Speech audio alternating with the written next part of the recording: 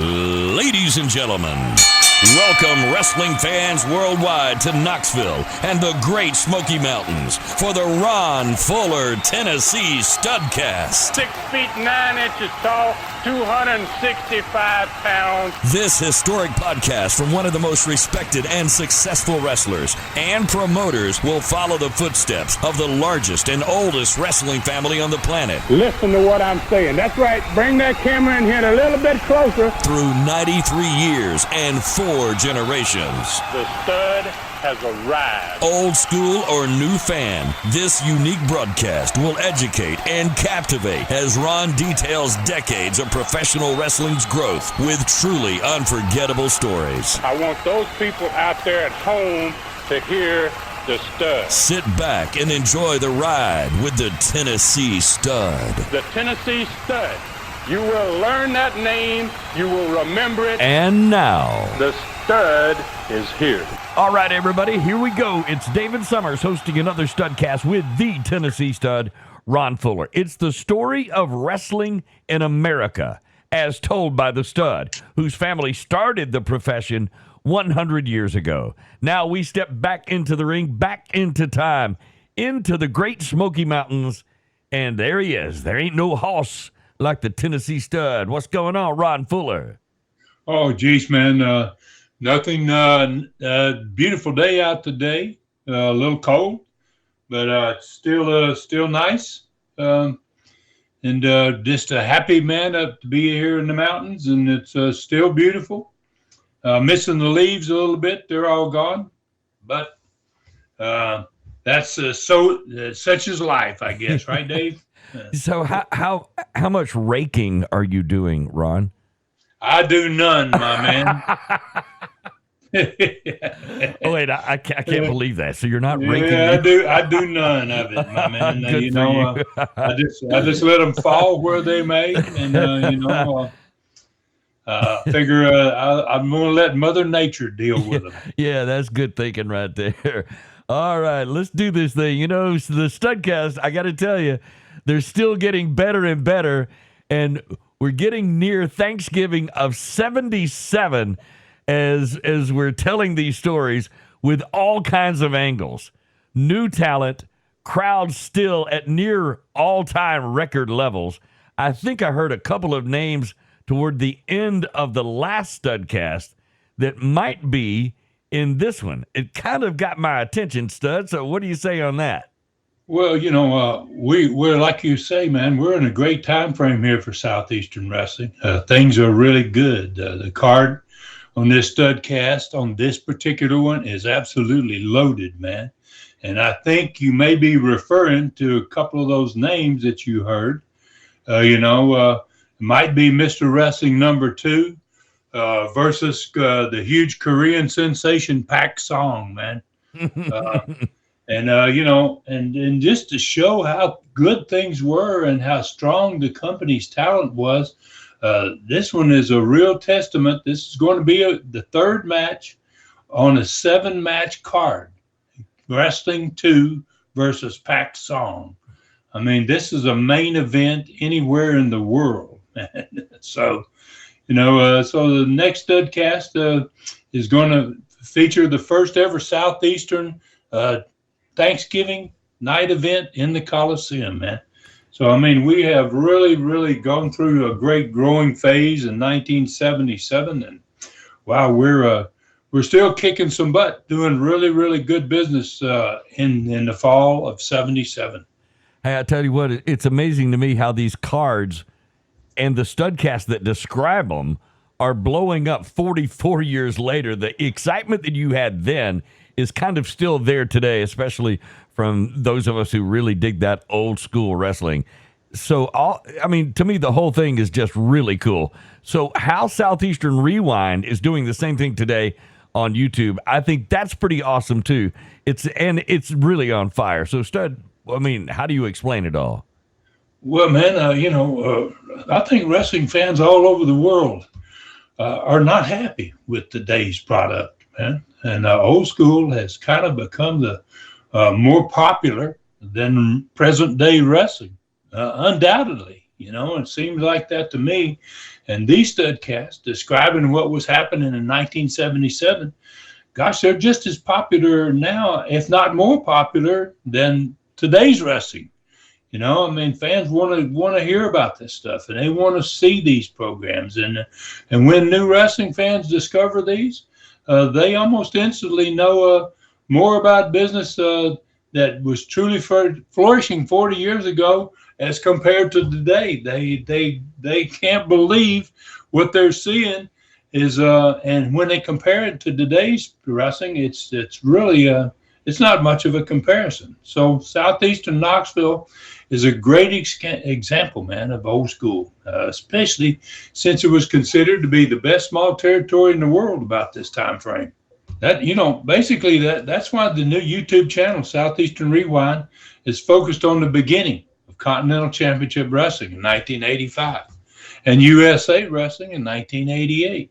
A great example is recently released Continental TV show number 5.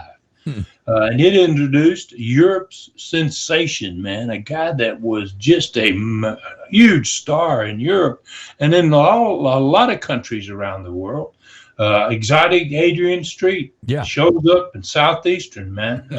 It shows up in Continental. So new wrestling fans, they're going to be blown away, as they were in 1985. A lot of these new fans, they're going to get their first look at something totally new back in another time frame, man. These TV shows are way ahead of their time. These Continental shows, these USA shows, and Continental TV number 6, that's going to soon be released, and it has cutting edge stars in this sucker like the Lord Humongous and Exotic Adrian Street's obviously going to be in number 6. Worldwide stars like Bob Armstrong, Austin Idol, the Riches, their opponents, the guys they're wrestling against, the Riches, the Nightmares, the Stud Stable with myself included, the Flame, Jimmy Golden, Mr. Class. There were great junior heavyweight champions on these shows like Bill Ash and Scott Armstrong and many more. So, at the same time, USA TV show number 16, it kind of moves fans 3 years later into 1988. Things have changed a little bit. Bob Armstrong has become the Bullet by the time USA shows are on. And then this particular one, number 16, he's going to be getting into it with Abdullah the Butcher, which is not a guy you want to get into it with. He's a pretty big dude, and and he likes to he don't like to play fair, man. So we're going to see that in USA's TV show number 16. It's up there on Southeastern Rewind, and you got the legendary Ron Wright in these USA shows. You've got the Mongolian Stomper that he manages. You got the Dog. You got the World Junior Champion Nelson Royal, who's in quite a few of these. You got Tennessee Champion Buddy Landell, who's having all these problems with guys like Wendell Cooley. You got Hector Guerrero, who's from one of the most famous families in all of wrestling. He's in this USA programs, Superstar Bill Dundee, RPMs, the Party Boys, World's Strongest Man, Doug Furnace. It just goes on and on. There's a lot happening in these shows on Southeastern Rewind. And see, to me, that's exactly why people are finding these hidden old school treasures and really enjoying them immensely. So 2 new USA and Continental TV shows added every week, plus a new Studcast released every Wednesday, and my favorite, the Stud Stories. So tell us about your 2 new Stud Stories that you add every week. What's up lately? Well, it gives me the opportunity, man. I love these Stud Stories too, man, because it gives me the opportunity to reveal the tremendous history of our sport, man. And I'm kind of looking at it from the eyes of the oldest and largest wrestling family that's lived this for 100 years, So my Stud Story number 3 last week, it was about the first time WWF, which was Vince Jr.'s operation, brought their stars to Birmingham, and with the intention of shutting us down, basically, with Continental. And what happened that night? And And that one, this number 3, stud story number 3, has really captured the fans' attention, man. A lot of great comments, and people really enjoy it. Stud story number 4, it's out there now, and it's a series. It's part of a series I've been doing about my 11 matches with NWA World Champions in my career. Yeah. And this one features the only Canadian ever to be an NWA World Champion, Gene Kiniski. Yep. And for old fans and new ones, this is all pure wrestling history, man. Hey, I got to tell you, for old school wrestling fans, there is no better place on YouTube than Southeastern Rewind to get this kind of history. It's going up on a regular basis, as we've been saying. For new fans searching for what real wrestling looked like, this is a great place to start, especially since this channel is just beginning to show this history. It's all on there now, and it's going to keep getting bigger. Subscribe now, ring the bell, and we'll ring your bell every time something new is released on Southeastern Rewind. All right, so where are we riding to today, Stud? Well, today's training is going to take us, man, to St. Louis, Missouri. And, it'd been 3 weeks since I lost that kind of the one-sided loser leaves Southeastern match against a Mongolian Stomper. I got Don Carson involved in it, and the Assassin got involved in it. And, so I was basically, man, at this point, I'm a wrestler out of work, so I had to do something, and I got in touch with St. Louis because it had been a year since I'd been there. And I hooked up some matches. They booked me, and they were happy to have me. They hadn't seen me there in a while, and I was looking forward to going back. And I was going to be there for 5 matches in 1 month in the home of the National Wrestling Alliance, right there in old Sam Muchnick's backyard. And we're going to learn about, in today's training, we're going to learn about the unique style of St. Louis promoting. One of the greatest wrestling cities in the world, and it was done totally different than everywhere else, just about in the world. So, and then we're going to talk about another world title card in Knoxville.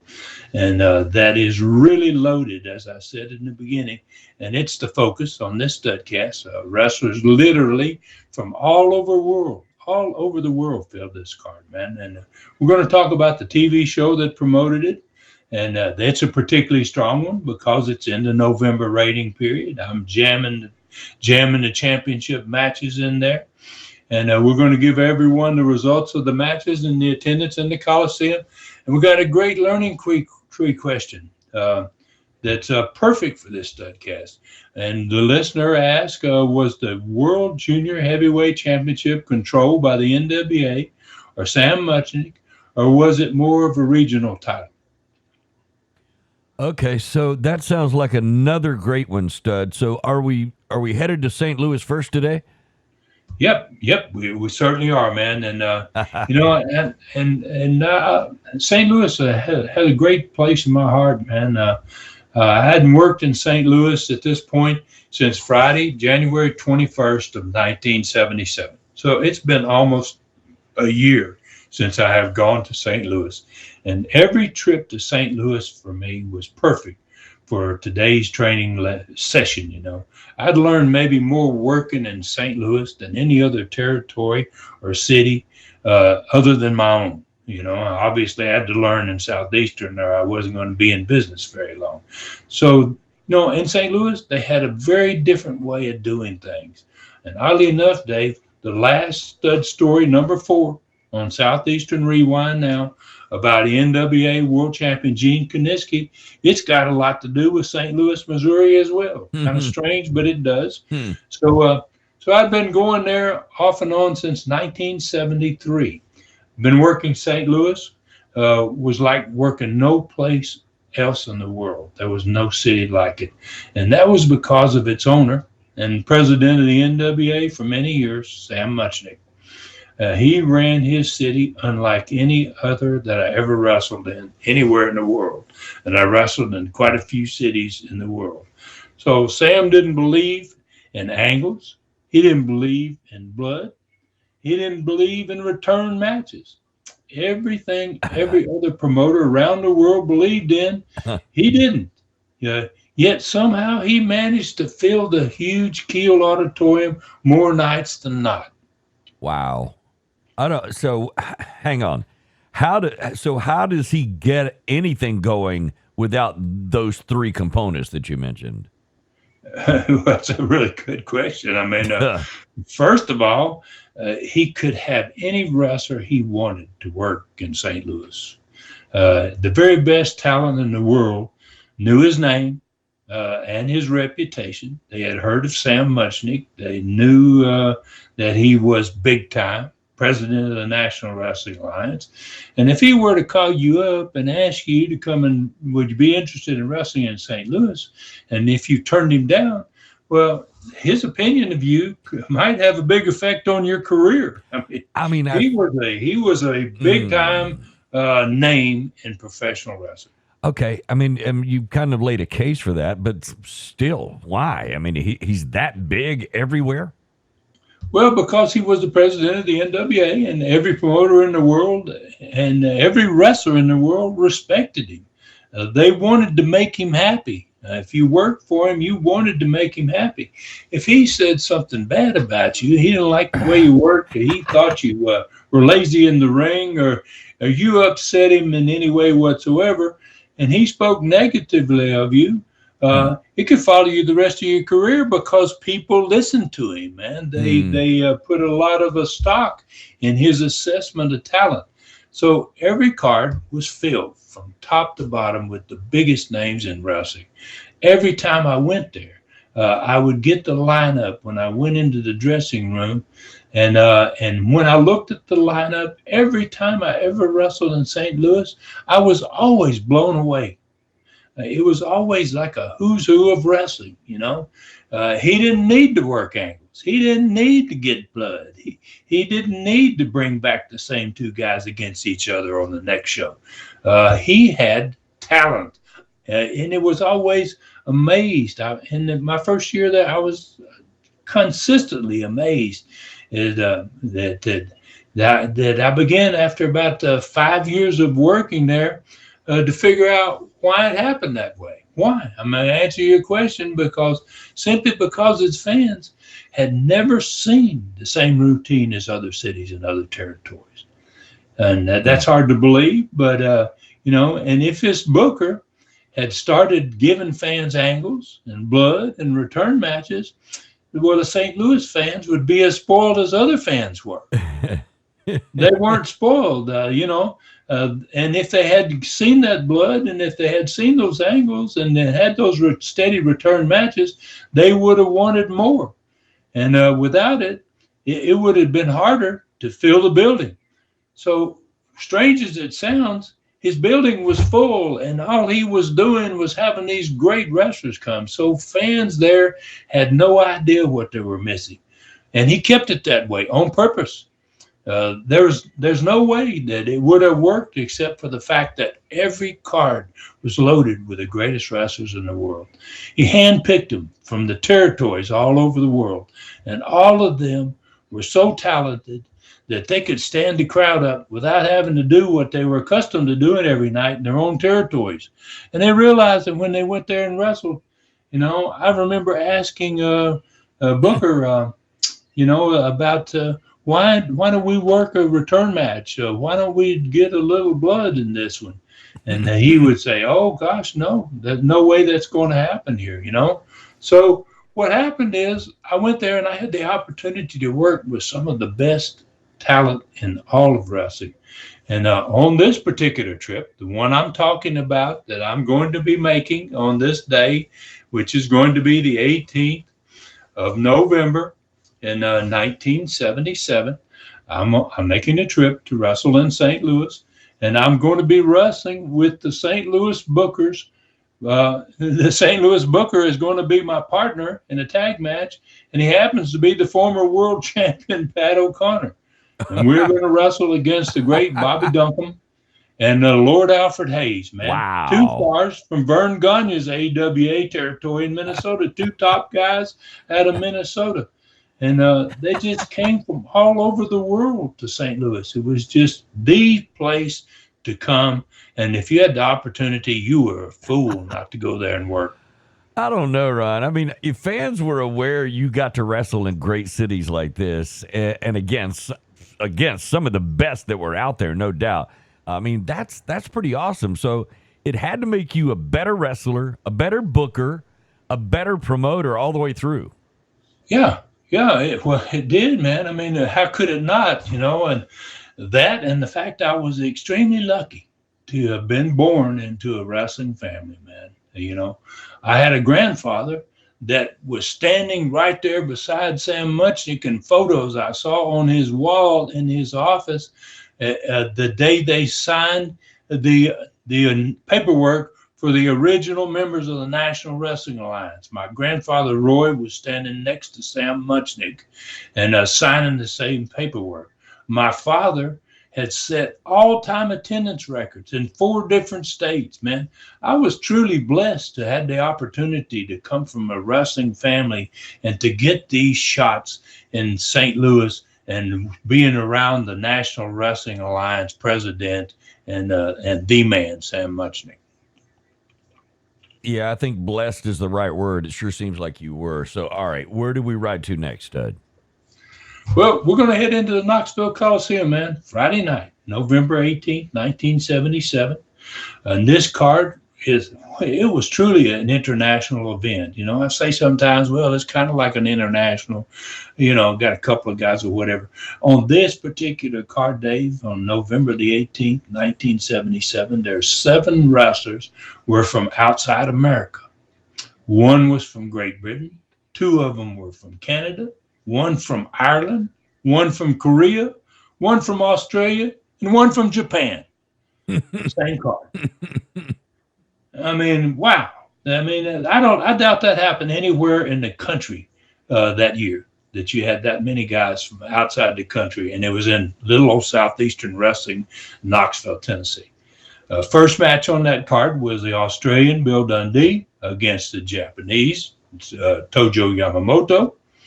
Roy Lee Welch faced the pro, Doug Gilbert, in the second match.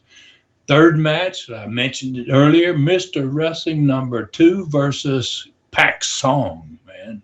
Wow. Third match out of 7 matches. Yeah. Then the Southeastern Tag Championship match, Ricky Gibson and Irish Pat Barrett, another fantastic star from Europe, faced the champions, Don Carson and the Assassin. They were managed by Ron Wright. And then there's a return match for the Southeastern Championship with Ricky Gibson handcuffed to Gorgeous George Jr. And my brother is going to be wrestling Stomper for the Southeastern Championship. And there's old Ricky going to be handcuffed to Gorgeous George. And then there's a special no time limit match between Mr. Knoxville and Bob Orton Jr. because they had wrestled to an hour draw the week before. So this one has no time limit. And then the main event on this particular night was a no time limit World Junior Heavyweight Championship match between Tony Charles and the champion Nelson Royal.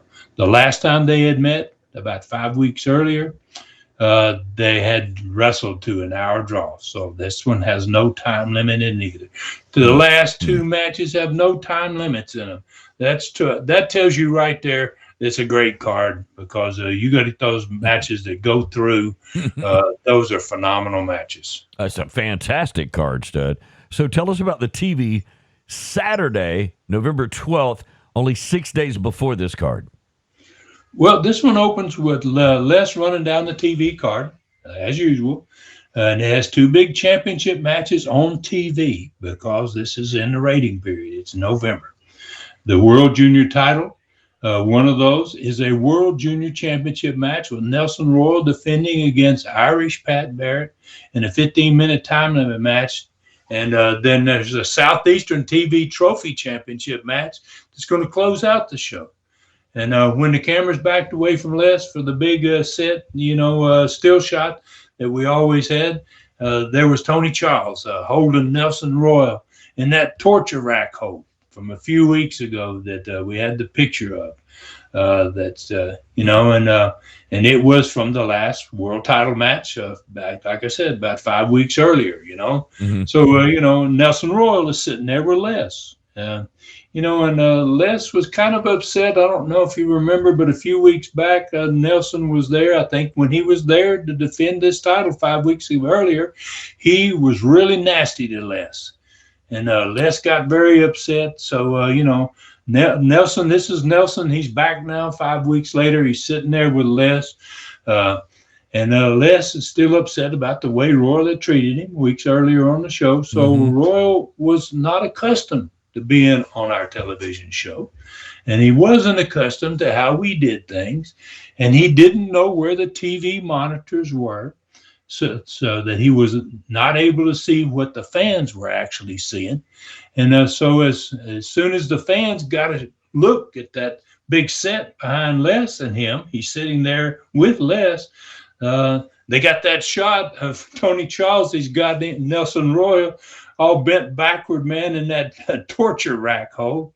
And the fans just started laughing. It was like, whoa, God, yeah, we remember this, right? So, when they started laughing, like I said, Roy wasn't familiar with where everything was located and what they were laughing at. So he didn't know what was on the screen behind him and Les. So he asked Les, he was very, very insulting right off the bat. He says, "What's wrong with these crazy hillbillies, man? What are they laughing at?" So Les just pointed, they're both on camera. Les just pointed in front of him there, and he said, like the monitor. He pointed to the monitor in front of him, right? Right. So Royal looked at the monitor, and then he sees what everybody else sees, and he realizes that behind them is this huge picture of him getting the hell stretched out of him. He's like, so he wasn't happy about it right off the bat, and he screamed at Les. He said, "Get that off the screen! What are you doing here?" And so that just opened the door for the studio crowd to really get on him at this point, and they started then to boo him. Right, and so he was really getting more angry with Les, asking Les, why did you show that? Why would you show that? And then he blurted out, man, he goes, do you realize I'm the world champion? He goes, and I agreed to come here and defend my belt on TV today, and I'm going to do that in just a few minutes. And then he says, why am I being humiliated like this? Where's my respect? Show me some respect, right?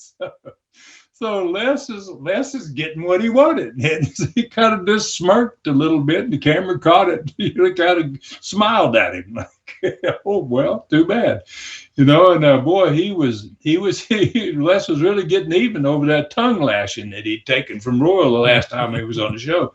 So Les asked the director to roll it. You got that still shot. So then Roy went ballistic, man, because as soon as they started to roll it, it showed him, man, squirming around trying to get out of the torture rack hole, and he was slobbering, man. He was slobbering down his face because he was fighting to get out of it, right? So he screamed, Nelson screamed. Now he couldn't take control of the show. He screamed for the director, "Stop that video right now." So, and then he says something about, I'm a world champion and I'm not going to be humiliated like this anymore, So he was supposed to be wrestling in the first match. So he just jumped up from the set. And he went straight to the ring with his belt. And boy, he was mad. He was pretty angry when he left the set. So let's let him go, and then, he said something, about, I'm kind of sorry about that short piece of video, and I'm sorry it upset the champion there. Yeah, right. Okay. So, condescending, I guess is a good word for it. So then Roy, once he got to the ring, he jumped in the ring and he started screaming at the audience, right? Because they'd been booing him and they were giving him, they were trying to humiliate him. And then and he was just really ranting and raving at him until he saw who his opponent was. He didn't know who he was going to be wrestling.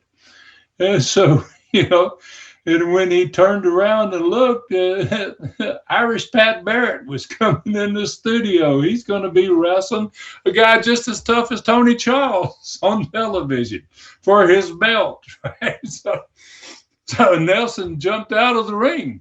And Barrett went on, got in the ring, but Nelson got out of the ring, and he came back over to the set. He started screaming again at Les, and he says, that's Pat Barrett. He goes, that's not an ordinary TV guy. He goes, Yeah. I didn't come here to wrestle him for my belt on television. He's the former junior heavyweight European champion. He goes, he's one of the best damn junior heavyweights in the world. Yeah, where's my jobber? Come on. Yeah, there you go. I was expecting my jobber, right? So, Les simply responded that they were announcing. Les says, well, they're announcing you now. And he goes, they've already announced Barrett. He said, I think you should return to the ring. So Royal started screaming at Les again, saying that he was not supposed to wrestle on TV with this caliber of opponent. Nobody told me this was going to be my guy, that I was going to wrestle him.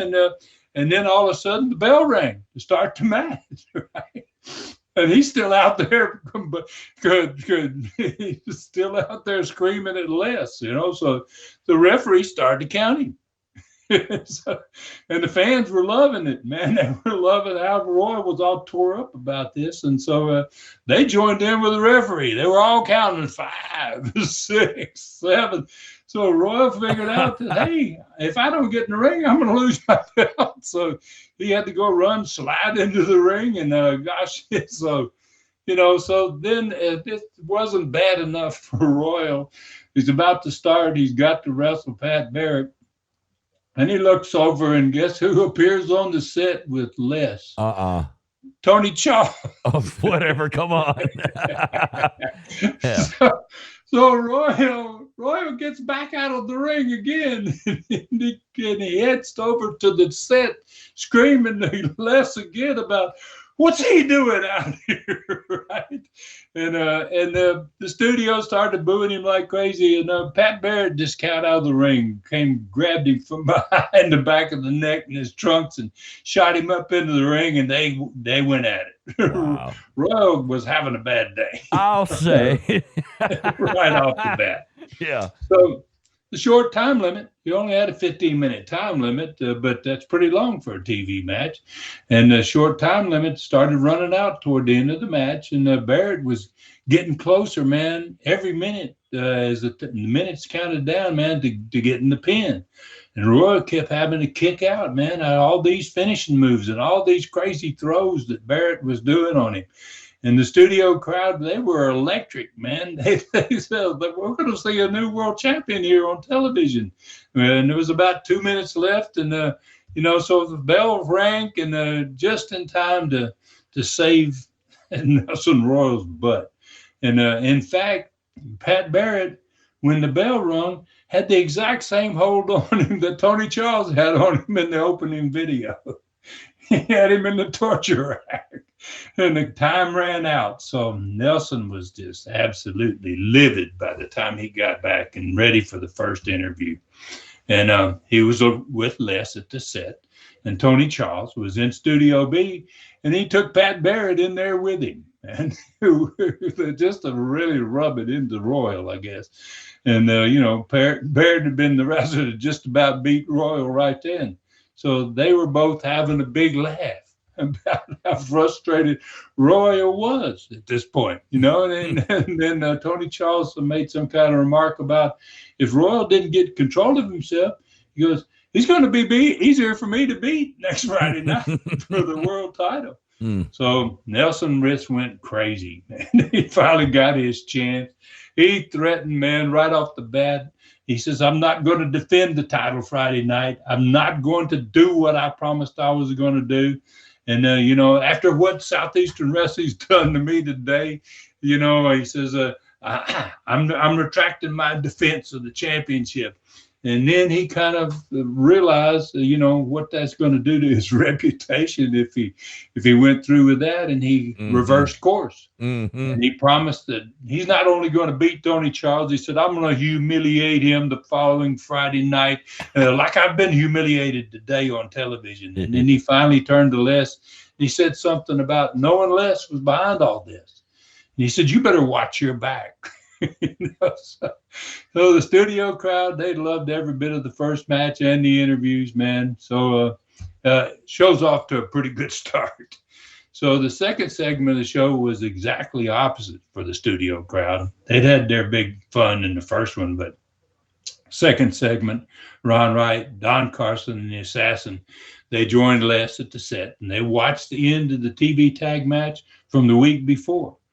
And I don't know if you remember, but those that you heard the last Studcast, they watched Ron Wright leave the set when the referee got knocked down. And Wright came into the ring, and he pulled out his chisel, and he hit Roy Lee Welch in the forehead with it, and he hit Joe LeDuc in the back of his head with it and cut them both. And then he put Don Carson, the Assassin, on top of him, and he left the ring. And the result basically was the theft of the Southeastern Tag Championship, courtesy of Ron Wright. Nobody had expected it. Ron Wright had not been on in months, and it was just wow. And then they had a big laugh. They watched it, and then they all three laughed about it, and they demand Les then to show what happened the night before, and then they showed when they defended their newly won belts against the same two guys the night before.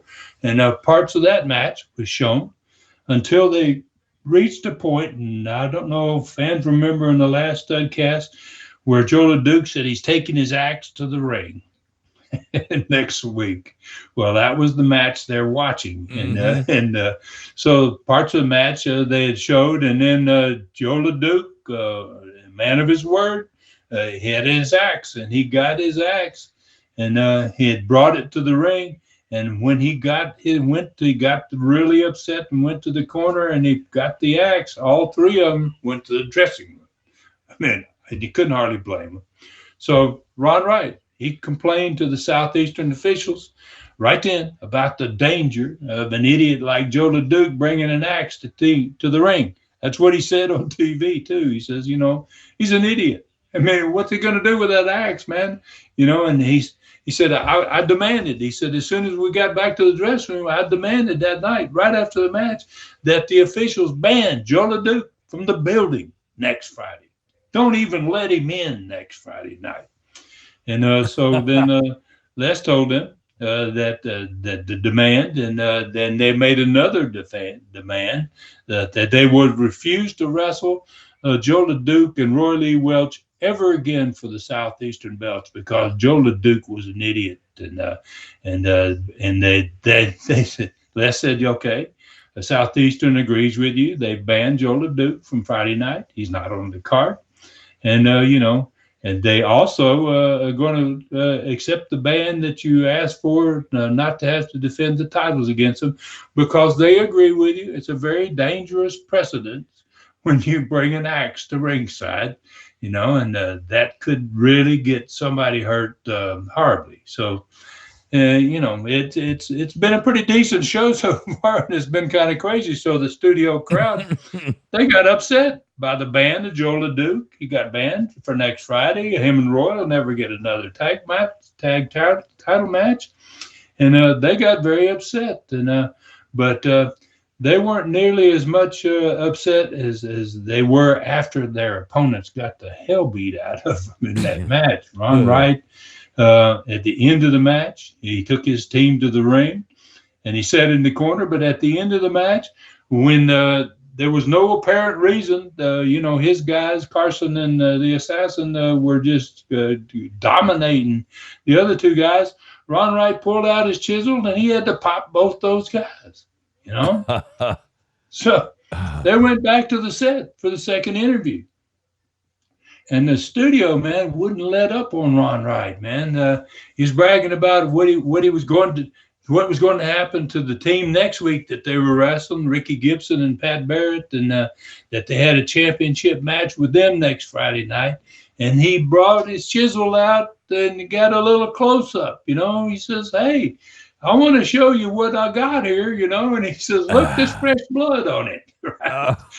From these two guys.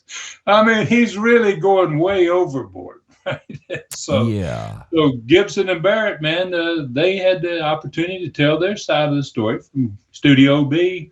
But wow, this was a really dangerous trio, man, that was developing here with Ron Wright, Don Carson, and the Assassin. I mean, just the beginning of their rampage, man. I mean, come on, Ron. This Ron Wright Chisel thing is really dangerous.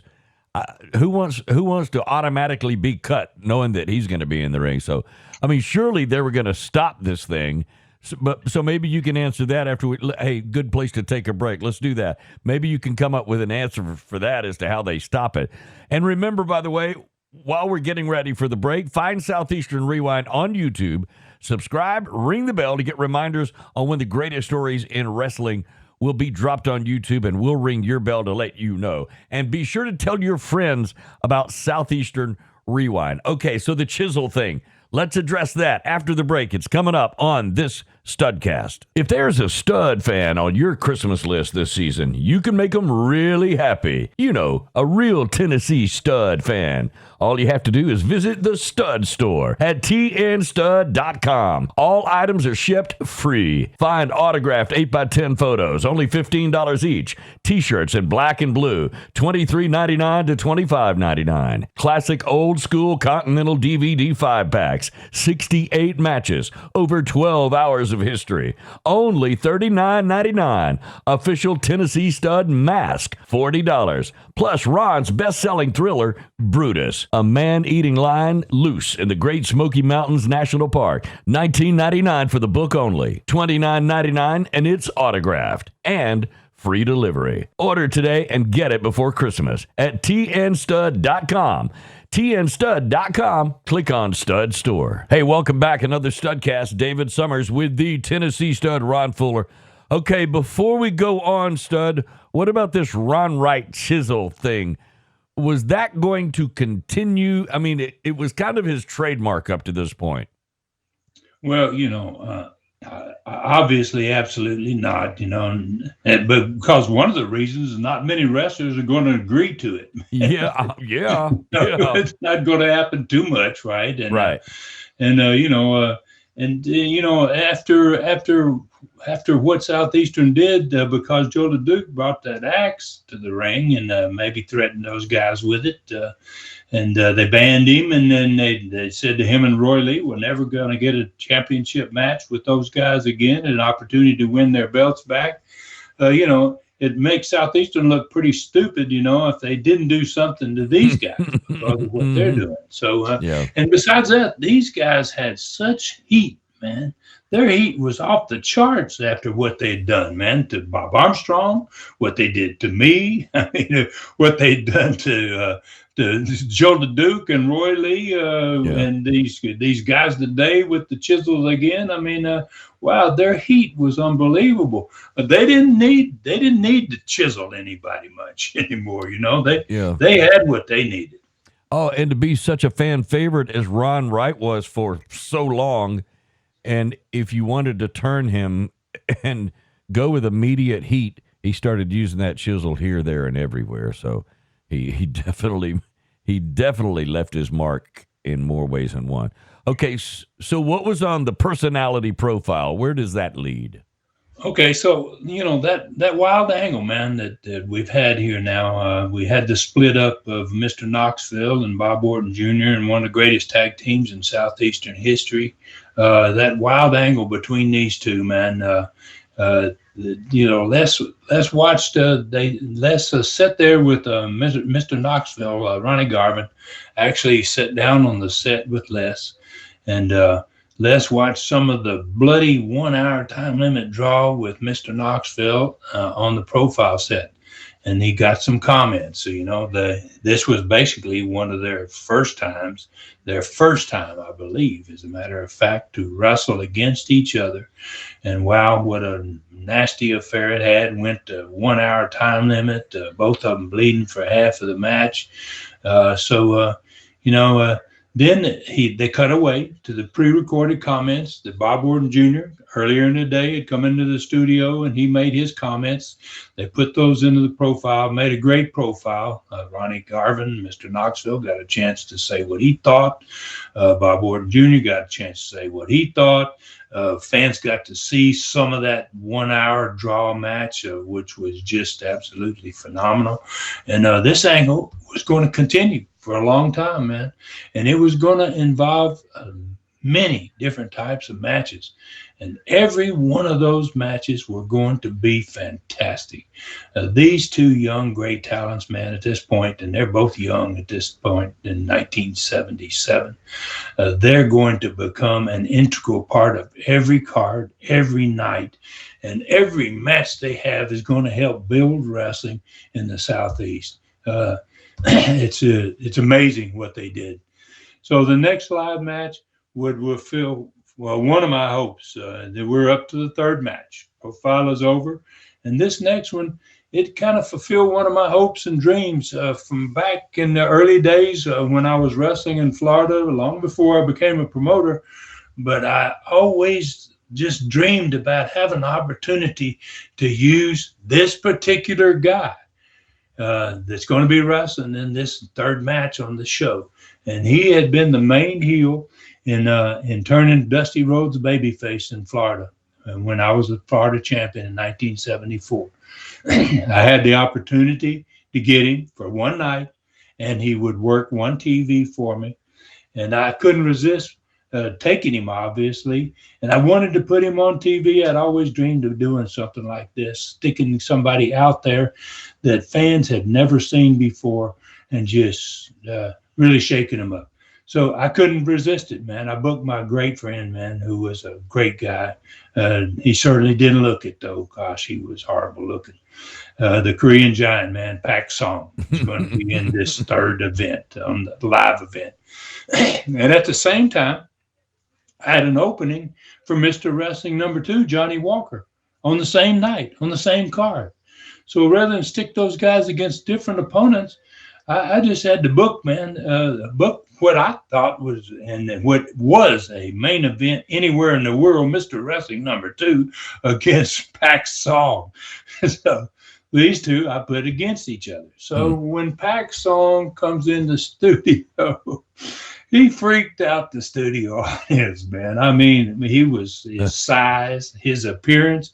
He had this extremely long and gigantic head, man. And I love to hear the crowd when someone they had never seen, man, scared the hell out of them. And that's what happened. Pac Song went out there, and I mean, he scared the hell out of all of them, just walking and getting in the ring. And then he destroyed his opponent, man. And then after it was over, he usually didn't talk. He'd always had a manager. Put Ron Wright with him. And Ron Wright went and spoke for him in the interview spot. Mm-hmm. And Ron made a big deal about, hey, this is just one of the guys I'm testing out here, man. I think I'm going to take this guy. Right? So it's looking bad for all the baby faces. Could be a keeper. Yeah.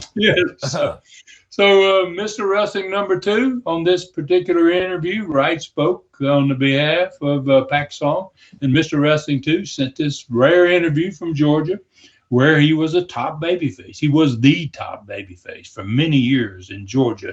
There was no bigger star than Wrestling 2. And Mr. Wrestling 2 is going to make a rare appearance, and Pac Song is going to be making his one and only ever Southeastern appearance. So their match 6 days later, man, I knew was going to be a classic. So the last TV match was for the Southeastern TV trophy, and that the Stomper had won from me 3 weeks earlier when I lost not only that trophy, but I lost my spot in Southeastern because I got beat for the loser leaves match. Mm-hmm. So Stomper's defending my TV title, my former TV title. Now he's got the TV and the Southeastern title. He's defending the TV trophy and the Southeastern TV championship against my brother Robert. And their match was great, man. For a TV match, I got to see it. I was actually home. I got to see this match. And I saw Gorgeous George Jr., he got involved at the end of it, but so did Ricky Gibson, who was going to be handcuffed to Gorgeous George Jr. the next Friday night. And Robert had a shot at the Southeastern title the next Friday night. So the studio was on fire, man. Rob had the Stomper reeling, man. Stomper finally stopped him, and Gigi at ringside, man, he picked his spot. He jumped up on the apron to try to draw the referee because he figured that the Stomper was going to be able to finish my brother off at this point, and he wanted to let the Stomper have all the opportunity to do anything illegally he wanted to, because this is your chance, really, basically. So, and instead of that happening for GG, Ricky Gibson happened to be standing in the studio over in the corner watching the match. And as soon as he saw GG jump up and draw the referee, he went right straight to the ring. He climbed up on the top rope behind the referee's back. Gigi could see what was going on, but the referee was facing Gigi, and he had his back to Ricky Gibson standing on the top rope, and so did the Stomper have his back turned. Mm-hmm. And Gigi made a mistake. He should have jumped off the apron, and all he'd had to do is jumped off the apron and pointed to the ref, look what's over there. But he didn't. He stayed up on the apron, and the ref stayed with him, trying to get rid of it. And that kept the ref, obviously, from seeing Gibson at all. And meantime, Gibson, boy, he just flew off that top rope. He drop kicked the Stomper in the back. It sent the Stomper face first into the turnbuckles on the other corner. And then Ricky slid right out of the ring and right out of sight, left the studio. Robert covered the Stomper. The referee finally escaped Gigi's grasp. And then he just stepped in the ring and counted the Stomper out. And the studio crowd exploded, and I'm sure lots of living rooms across the Southeast, man, they exploded too, man. So Gibson returned to the ring with Rob, and they had a victory celebration. They had a big old TV trophy, and Stomper and Gigi was really having an argument on the floor, face to face. One of the rare deals like that where Stomper was really in Gigi's face. And the interviews were obviously made then by all four, and they were talking about the chances now that the Stomper might lose his Southeastern title next Friday, and he'd have none of those titles. So, and it was especially likely because Ricky Gibson was going to be handcuffed to Gigi the following Friday night. All right, so this TV really kind of had it all, Ron. So what happened the following Friday then? Well, as I said earlier in the Studcast, I was in St. Louis, but Rob and I had plenty of time to sit and discuss during the week before I left what came next, and before I flew out of town. So, and then once I got back from St. Louis, 2 days later, he kind of came over and sat down, and they brought me up to date on what had happened. And this is the best I can remember of what he said. I know he said Bill Dundee beat Tojo Yamamoto, and Roy Lee Welch got a win over the Pro, which is a big win for Roy Lee Welch. He had been wrestling the Pro when he first got there. He couldn't beat him, and now he's improved enough. He's beating guys he couldn't beat. And then Rob said Mr. Wrestling 2 and Pac Song basically tore the house down. He said Wrestling 2 got a win over the Big Korean, and he said the Big Korean said to tell me hi, and that he was happily headed home to Korea. He'd been years in the States. So, and then Don Carson and the Assassins successfully defended their Southeastern Tag Championship. Ron Wright opened Ricky Gibson with his chisel during the match, and then Gibson might have been cut bad, but it didn't keep him from going back out there and being handcuffed to Gorgeous George Jr. In the next match, in which Rob had the chance to win the Southeastern title. And in that title match, Rob said the Stomper kept his belt, but he didn't get any help from Gigi because Gibson, man, got the flailing Gigi with one arm, man, because he get handcuffed to him. I guess Gigi tried to do something, and Gibson started working on poor Gigi. And about that time, our friendly tag team showed up, man, Carson and the Assassin, and they started on Gibson. And then Rob went to help Gibson, left the ring. The referee counted Rob out, and Rob lost the opportunity to win the Southeastern Championship. But he helped save Ricky, which he should have done. And so this the no time limit match after the 1 hour draw from the week before between Mr. Knoxville and Bob Orton Jr. That match was next, and boy, it was another wild one. Bob said they were bleeding, man, both of them again, and they left the ring. That they fought basically all over the Coliseum. He said second referee went down, and he sent the third referee down. He said they fought until three referees finally get them separated enough to get the fight over. So the next Thursday night was going to be Thanksgiving night. And the first ever Thursday night wrestling event in the Coliseum. We're going to put those two guys, Mr. Knoxville and Bob Orton Jr., back in the ring together again in the first ever no disqualification match. And me and Rob talked about it. We're going to make it the fall can count anywhere in the building. If you can pin him in the balcony, you get the win. Wow. So, we're going to let them fight in the building, basically, and let them even have a winner as fighting in the building. So in the main event for this particular night, still the World Junior Heavyweight Championship match, Tony Charles won when Nelson Royal hit the referee on purpose to get himself disqualified. He was about to lose, and he knew it, and he says, I can save my title by getting disqualified, and that's exactly what he did. Wow. Well, I mean, obviously another great one, Ron. So how'd you do on attendance? That had to be big. Well, last week, I remember it was 5,300. This time, Rob said that it was 5,500. Then we had this upcoming Thanksgiving night on the following Thursday, and I really felt like, and Rob, both of us felt like that we had a possibility of setting a new all-time record for the Coliseum on this Thanksgiving night. Wow, that's pretty awesome. So, Stud, from here, let's go to that learning tree question. And Todd Flynn asked, was the World Junior Heavyweight Championship controlled by the NWA, Sam Muchnick, or more of a regional title? Well, that was a great question right there, Todd, especially since this Studcast had a World Junior Championship match in it, man. And I'm not a historian about the World Junior title, but I did do a little research trying to find out for myself, a little bit more how it worked. I know how Royal's title worked, and we'll get to that in a minute.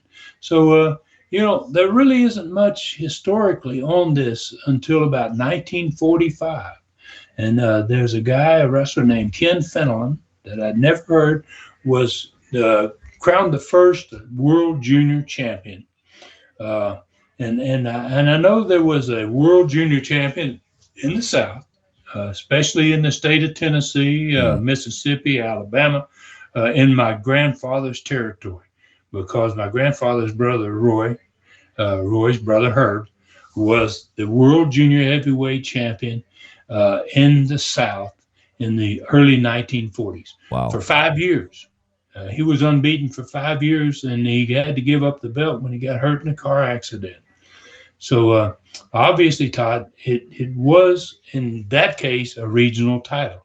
So now 1948 saw the formation of the National Wrestling Alliance, and they finally recognized a World Junior Champion as well as a World Heavyweight Champion. Some of the earlier champions' names that stood out to me before 1948, that were World Junior champions were Leroy McGurk. And Leroy McGurk ended up in a car wreck, kind of like Herb, but he was blinded in his car wreck. Oh. And he ended up the owner of the Oklahoma Territory. Great stories about Leroy. Leroy was a tremendous wrestler, and he could tell. I heard guys say that he could listen to a match and tell you more about what they were doing than guys that had eyes. Wow. So he was the old Oklahoma Territory owner. Vern Gagne held that NWA world title, and he's going to be a future territory owner, the American Wrestling Association, the AWH, a owner. So the first unanimously recognized, though, world junior heavyweight champion was Danny Hodge. And there's a reason for that. Danny Hodge may have been the greatest wrestler in the history of wrestling, period, And when he became the world junior champion, it unified all other champions. In other words, none of them really wanted to say, I'm a champion too, and look at Danny Hodge. Yeah. Yeah. So, it basically made one world champion. The NWA World Champion was Danny Hodge. And after he had his run, and he suffered another car wreck story. It's horrible here, but it really was happening a lot back in those days. Danny Hodge was champion until he suffered a car wreck and broke his neck. And some other recognizable winner names, man, that I saw on this list of guys that had been the NWA World Junior Heavyweight Champion. I got to mention some of these because the first one right off the bat is Hiro Matsuda, who was just as tough as Danny Hodge, and those two guys loved each other because they were in a world of their own. Hiro Matsuda, Sputnik Monroe. Oh yeah. At one time, NWA World Junior Heavyweight Champion. Pat Barrett, who is in this Studcast, was at one time the NWA World Junior Heavyweight Champion. Nelson Royal, also in this Studcast. He won it in 1976, the NWA World Heavyweight Championship. Jerry Stubbs won the NWA World Junior Championship in 1981. Hector Guerrero, who's in all of these USA wrestling shows that are on Southeastern Rewind now, was NWA World Heavyweight Champion. Mm-hmm. And Scott Armstrong won that title from Nelson Royal in 1988. Wow. While they were wrestling in USA, that title changed hands in USA Wrestling that's on Southeastern Rewind. So there's just some names there that I thought, since the gentleman asked about it, that he might be. I was just kind of blown away by some of these guys. I really didn't know that some of them had ever been the champion. And I believe this title was controlled more from the Oklahoma Territory, Leroy McGirt, than anywhere else in the early days. I know Nelson Royal did his own booking, and I know Nelson was always paid for every event by the promoter. And I don't believe that the NWA nor Sam Munchnick ever handled any booking for this title. So it's a great question, Mr. Flint. And thank you for asking it. And it gives all our listeners today a little more insight into the World Junior Heavyweight Championship history. Oh, history. Absolutely. If you like it old school, that's what you do best, Stud. Great show today, as always. Man, fantastic. Okay, folks on Facebook, become friends with the Stud on his Ron Fuller, the Tennessee Stud, or author Ron Fuller Welch page. Simply like and follow him there, and you automatically become friends with a legend. On Twitter, follow him at Ron Fuller Welch on Twitter. Get on board the hottest YouTube old school wrestling channel, Southeastern Rewind. Subscribe today. Enjoy great USA, Continental, and Southeastern TV shows from the 1980s in the order that they were produced. current Studcast, historic stud stories, and so much more. Get your Christmas gifts. Do that as soon as possible from the Stud Store this year. tnstud.com. Click on Stud Store. tnstud.com. Click on Stud Store. Some great gifts that have real meaning for wrestling fans, especially old school fans. Autograph photos, T-shirts, Tennessee Stud mask, a great Continental DVD 5-pack with 62 matches, 12 hours of classic video action at your fingertips. Ron's brilliant Brutus novel, autographed, and much more. tnstud.com. Hey, they've even got T-shirts in black and blue and in different sizes. Click on Stud Store to find out more. All right, Stud, that's a lot. You're staying busy, and it's obvious. So where do we ride next week?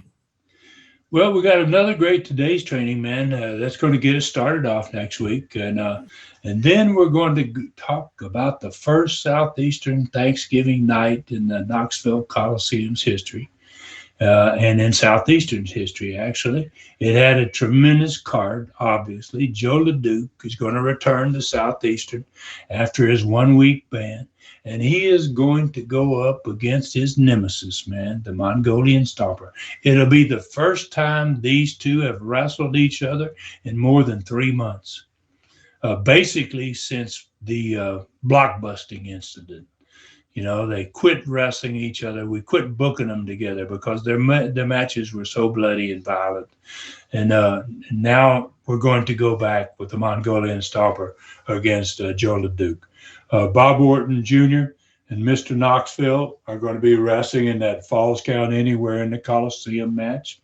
Robert Fuller and Ricky Gibson going to team up this time to face Carson and the Assassin, who came down and kind of screwed Rob out of the opportunity to win the Southeastern belt.